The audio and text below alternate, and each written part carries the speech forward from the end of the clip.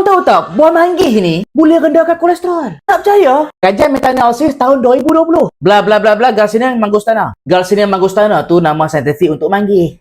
Dalam kajian ni, mereka tengok apa tau? Tahap kolesterol dalam darah, tahap gula dalam darah, dan juga tekanan darah. Hasil kajian, total kolesterol, triglyceride menurun. Tapi bacaan fasting blood glucose tak berapa signifikan. Bacaan tekanan darah tak signifikan sangat. Maksudnya kajian dekat sini mengatakan bukan isi buah manggis tau, tapi kulit buah manggis ni dapat kurangkan kolesterol dalam darah. Maksudnya ada manfaat lah kulit buah manggis ni.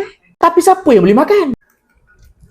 Wait. Tapi bila aku refer kajian terbaru 2024, yang ni sistemnya review and meta-analysis juga tau. Kesan buah manggis pada systolic blood pressure dan juga inflammation untuk darah tinggi. Try bayangkan, significantly reduced systolic blood pressure compared to placebo. Dan boleh kurangkan pro-inflammatory markers. Interleukin 1, interleukin 6. Yang ni semua markers keradangan dalam badan. Secara tidak langsung, kulit buah manggis ni ada sifat antioksidan. Tapi itulah, isi sedap.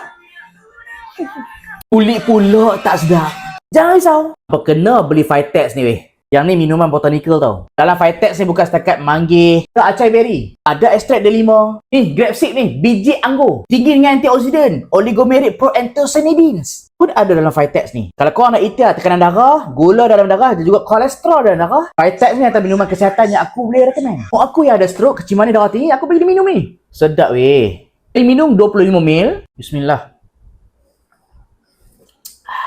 Sebabkan dalam ni ada biji anggur, korang kena jarakkan dengan ubat hospital, terutamanya cayak darah. Sebab kajian pun dah habang dah. Grapeseed ataupun biji anggur tu ada sifat anti-thrombotik dan juga anti-coagulant. Maksudnya cayak darah. Nak minum boleh, jarak dengan ubat. Bagus ni untuk cayak darah. Bagus juga untuk ikhtiar kolesterol. Jaga makan tu wajib jugalah. Makanan-makanan viral ni boleh makan, tapi beringat sama. Ingat kesihatan jantung.